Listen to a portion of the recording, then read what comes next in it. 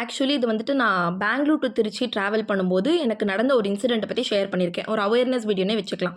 என்ன ஆச்சு அப்படின்னா, நான் அன்ரிசர்வ்டில் தான் ட்ராவல் பண்ணிட்டு இருந்தேன். இந்த பக்கமும் ஆம்பளை, இந்த பக்கமும் ஆம்பளை. நான் நடுவில் உட்காந்துருந்தேன். விண்டோ சீட்டில் இருக்கிறவன் கொஞ்ச நேரம் இருந்தான். அதுக்கப்புறமா எந்திரிச்சு எங்கேயோ போயிட்டான். நான் விண்டோ சீட் கிட்ட ஷிஃப்ட் ஆயிட்டேன். இந்த பக்கம் உட்காந்துருக்கிறவன் என்ன பண்ணான் அப்படின்னா, என்ன ஒரு 2 நிமிஷம் விடாமல் ஸ்டேர் பண்ணிகிட்டே இருக்கிறது. நான் திரும்பி இப்படி பார்க்குற வரைக்குமே என்னை வச்ச கண்ணு எடுக்காமல் பார்த்துக்கிட்டே இருந்தான் ஒரு 1/2 மணி நேரத்து வரைக்குமே. சரி அவன் என்னத்தையோ பார்க்குறான்னு சொல்லிட்டு நானுமே விட்டுட்டேன். ஈரோடு ஸ்டாப் வந்துச்சு. அந்த டைமில் பேசஞ்சர்ஸ் எல்லாருமே வந்தாங்க.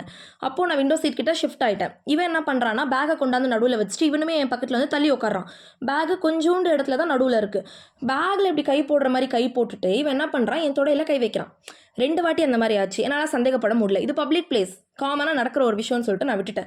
அதுக்கப்புறம் என்னாச்சு, 2 தடவை இப்படி காமனாக பட்ட ஒரு கை வந்து இப்போ என்ன ஆகுது அப்படின்னா, தடவுற அளவுக்கு ஃபோர்ஸாக படுது. என்ன டச் பண்ணுது, என்னை ப்ரெஸ் பண்ண ட்ரை பண்ணுது.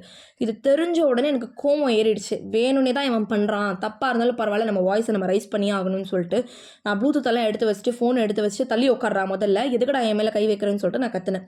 சுற்றி அத்தனை ஆம்பளைங்க இருந்தாங்க. யாருமே ஒன்றுமே கேட்கலங்க. நீங்கள் நம்புறீங்களோ இல்லையோ, ஒரு 10 ஆம்பளைங்க இருந்திருப்பாங்க. ஒருத்தருமே ஒன்றுமே கேட்கல. ஒரு பொம்பளைங்க கூட இல்லை, ஒரு யங்ஸ்டர்ஸ் கூட இல்லை. எல்லாருமே அங்கிளுங்க தான். எங்கள் அம்மாவுக்கு ஒன்றுமே தெரியல. அவங்க தூங்கிட்டு இருந்தாங்க.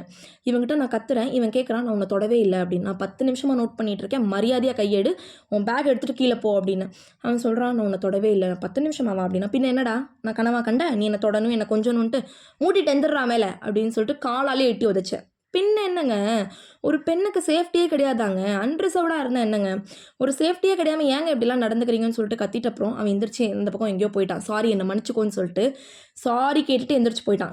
உங்களுக்கும் கண்டிப்பாக ட்ரெயின்லலாம் ட்ராவல் பண்ணும்போது இந்த மாதிரி இன்சிடென்ட் நடக்கும். பயப்படாதீங்க, தைரியமாக ஃபேஸ் பண்ணுங்க. எனக்குமே ஸ்டார்டிங்கில் ஒரு மாதிரி நர்வஸாக இருந்தது. சுற்றி ஆம்பளைங்களாக இருக்காங்களே, ஒருவேளை நம்ம வாய்ஸ் ரைஸ் பண்ணிட்டோன்னா எல்லாருமா சேர்ந்து நம்மளை அட்டாக் பண்ணிடுவாங்களோ, அம்மாவும் வயசானவங்க, அவங்களாலையும் ஒன்றுமே ஃபேஸ் பண்ண முடியாதே அப்படின்னு நானும் யோசித்தேன். அப்புறம் யோசித்தேன், குரலை ஒசத்து முடிஞ்சா எட்டி கூட உத, பிரச்சனையே கிடையாது.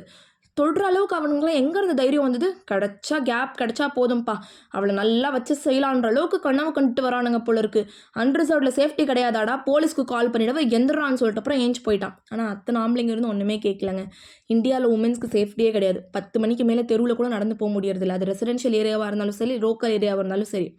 என்ன பண்ணுறது, வாழ்க்கை அப்படி இருக்குது. ஆனால் உங்களுக்கு இந்த மாதிரி சுச்சுவேஷன் வரும்போது தைரியமாக ஃபேஸ் பண்ணுங்கள். பயப்படக்கூடாது, தைரியமாக ஃபேஸ் பண்ணுங்கள். கண் கலங்கக்கூடாது.